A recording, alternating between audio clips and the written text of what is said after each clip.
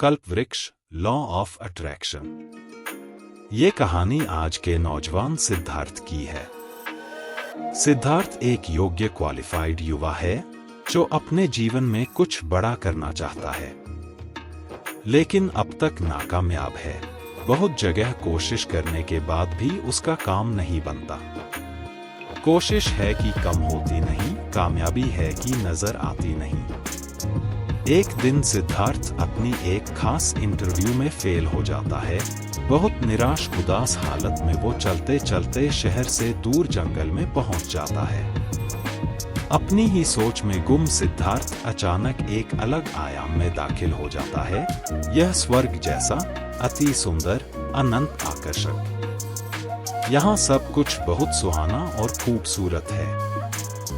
हर तरफ हरियाली, सुंदर झरनों से कल कल बहता पानी। सिद्धार्थ थकान के कारण ये नहीं जानता कि वो कहाँ आ गया। वो एक पेड़ के नीचे बिछी हरी हरी घास पर लेट जाता है।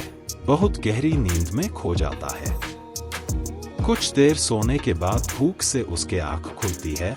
सोचता है कि कुछ खाने के लिए मिल जाता। सोचने की देर थी कि उसके आगे अलग अलग प्रकार का भोजन प्रकट होता है। भूखा पेट रोटी के सिवा कुछ नहीं जानता। सिद्धार्थ कुछ सोचे बिना भूख से विवश भोजन पर टूट पड़ता है। वो ये जानना भी नहीं चाहता कि ये आया कहाँ से। सिद्धार्थ पेट भर खाता है।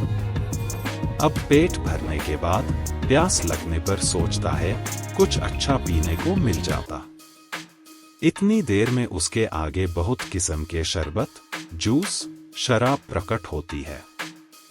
ये देख सिद्धार्थ अति प्रसन्न होता है। बड़े अंदाज से शराब को उठाता, होठों से लगाता है, बिना जाने के ये हो क्या रहा है। अपने आप को बहुत भाग्यवान समझते हुए खुश होता है। अब उसका मन अपने शरीर की मसाज करवाने का होता है। तुरंत वहां बहुत सुंदर जवान लड़कियां उसकी मसाज करना शुरू कर देती हैं। अब थकान मिटने के बाद वो होश में आते हुए सोचता है कि जो मैं चाहता हूँ वो ही हो रहा है। कुछ अजीब गड़बड़ है। कहीं यहाँ कोई भूत प्रेत तो नहीं। बस ये सोचने की देर है कि उसी वक्त वहां भूत उसका घेरा करना शुरू कर देते हैं। डर कर सोचता है ये भूत मुझे मार देंगे। अगले ही पल उसकी सोच सच में तब्दील हो जाती है। वो मारा जाता है। दरअसल सिद्धार्थ एक कल्पवृक्ष के नीचे बैठा था, इसलिए वो जो सोचता वो ही सच हो जाता।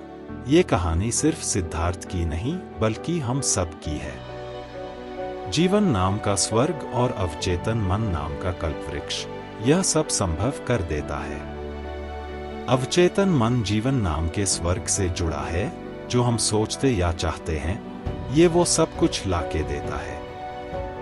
लेकिन ना हमारी इच्छा कभी पूरी होती है और ना ही होता है इस पर पूर्ण विश्वास। ऐसी सोच से हमको चाहिए सारा आकाश। इंसान कभी भी इस अवचेतन मन की नहीं सुनता। वो तो अपनी परेशानियों में ही घूमता, उसका हल ढूंढने की तरफ नहीं। अवचेतन मन हमारा सबसे अच्छा दोस्त और सबसे बुरा दुश्मन दोनों ही है। ये हमारे हाथ में है कि हम उससे दोस्त का काम लें या दुश्मन का। आप इस पर क्या सोचते हैं?